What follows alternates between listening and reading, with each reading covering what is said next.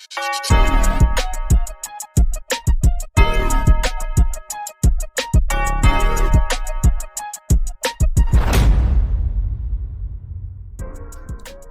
right, welcome back to the new SEC podcast. We got a ranked SEC matchup this week. LSU, number 4, 13, Ole Miss. They're going to be playing on ABC. We got a great ABC slate in general this week. This in the 3:30 spot Eastern here. Ole Miss favored as the home team here. And let's get right into the main conversation that everyone's having, everyone's wondering. Quarterback situation, controversy, problem, solution at Ole Miss. Trinidad Chambliss or Austin Simmons, if both are healthy, who plays in this game?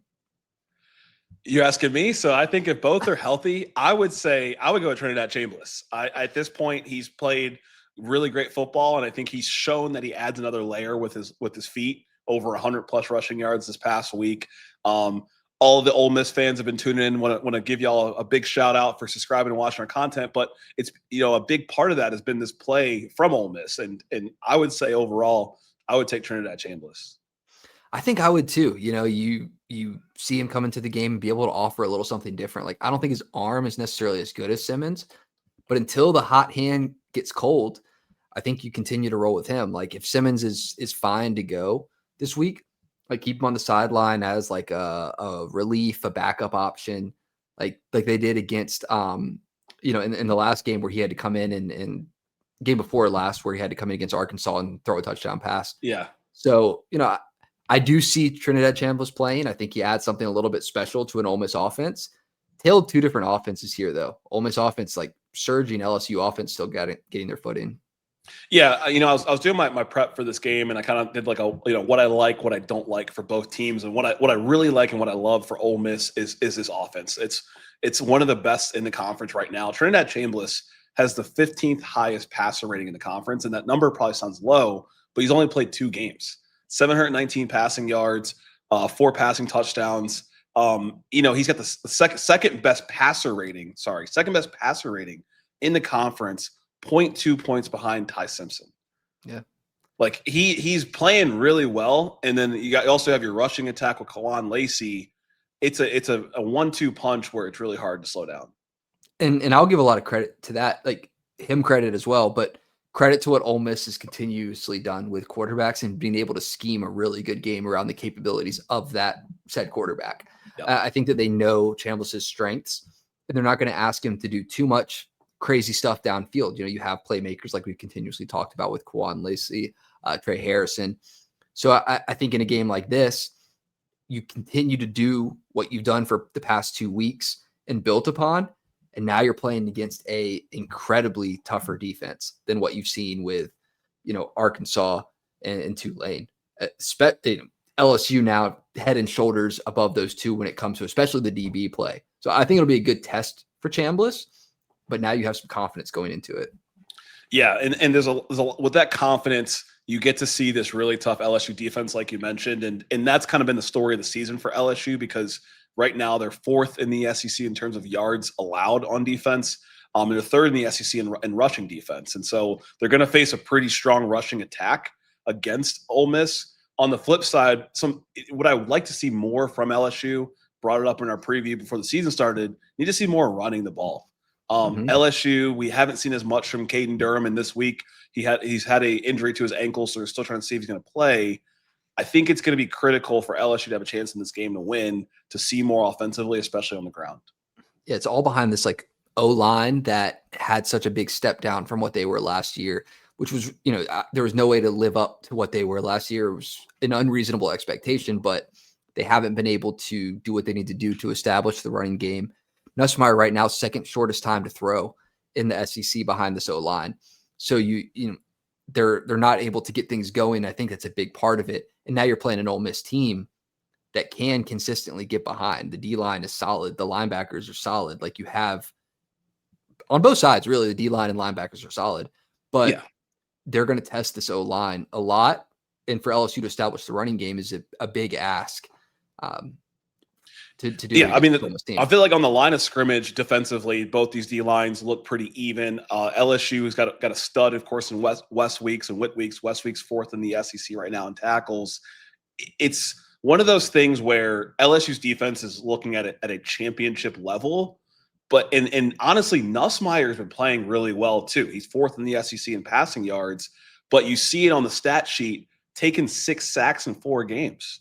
And 2 of those games have been to Louisiana Tech and Southeastern Louisiana. So most of the sacks are probably to Florida and to Clemson, but this O-line is obviously trying to grow and develop and mesh together. But those types of plays can really kill drives. And that's where, when you play an offense like Ole Miss and what they've shown thus far this season, they have the opportunity to get a lead and take a lead when you're, getting sacked potentially. Yeah, and Ole Miss is going to test it's like the right side of the O-line. Weston Davis, that side's been where most of the pressures come from, at least the strong side of the line. But Ole Miss is going to test that. They're going to continue to test this Ole Miss offense. Now, they have played some good defenses. They've been able to see Florida's defense that we've stated good defense. Clemson's defense, questionability around that. But, this isn't going to be anything that they haven't faced before. So I do like LSU to potentially make some steps forward. You're starting to develop into the season. You're starting to figure out your identity. I do think they're underutilizing like a really, really good receiver room. Yeah. So this receiver room is stacked. You got Barry Brown, the Andersons. All these guys are studs. They're not even using Hilton at all pretty much this year compared to what he did last year. And then again, Nuss is still throwing the ball pretty well. He got 6 touchdowns in the season. This is an opportunity. I keep going back to it. This is an opportunity to really show that this offense is championship level for the expectations of the team. And Ole Miss is a perfect competition to do it. You beat a Florida team that people think are down bad. You beat a Clemson team that people are now saying is down bad. This is a good Ole Miss team. This is an Ole Miss team that is top 15. It's an Ole Miss team that is very much on the doorsteps of potentially being in the playoff discussion. And they also have the last rush defense in the conference, right? So 190 yards given up. Let's see this running back room have their way. And that's going to give LSU the best chance to win this game, in my opinion. Yeah, and what tested Ole Miss a little bit was the running capabilities of mobile quarterback in Taylor Green. LSU not really going to bring that same level out. But I do think that LSU improves a little bit against this defense. Now, Ole Miss offensively, I do have the question in the back of my mind about LSU. They haven't really faced a good offense. So, we talk about LSU defense, but versus who they played. Who they played. Right. On the schedule, you would think it was great if you just looked at it from, I didn't watch any football this year. You're like Clemson and Florida. These are both teams that are 1 and 3. Yeah, and I think that's what the AP poll reflected, right? I think LSU went down a spot or 2 in the AP, if I'm not mistaken. And I feel like it's a byproduct of, hindsight, looking at the competition, not the performance itself. 5 picks to Florida's good, and obviously shutting down Kate Klubnik's good. But you look in hindsight now, both those teams are 1 and 2, maybe one's 1 and 3. This is now, we're going to say, supposed to be the best offensive test. And so I still trust this defense. I think they're going to be able to contain Ole Miss. There's enough on both sides where there's opportunities to improve, like whether it's, Ole Miss's defense or it's LSU's offense. I think the game's pretty even. I think that's reflected in that 2.5 line right now. Yeah. So 2.5 line, Ole Miss favored.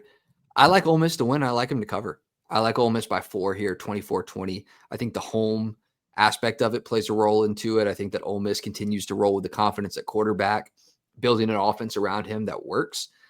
And I think LSU offensively still has a little bit of hiccups here and there that don't let them necessarily compete to the level they need to win this game. So I like Ole Miss here. Yeah, I love this matchup. 2 teams undefeated currently in the SEC. I think you're going to be able to afford to lose a game or 2 in the SEC and still make the playoffs, but you want to be at the top. You want to be in Atlanta. And in this matchup, home field advantage matters so much. Saban talked about it last week on College Game Day. I like Ole Miss. I like them to win this game 28-24. I've been on record and I've picked against Ole Miss these past 2 weeks. I've seen the comments. I got a good pick this week. So I got Ole Miss in this game 28-24.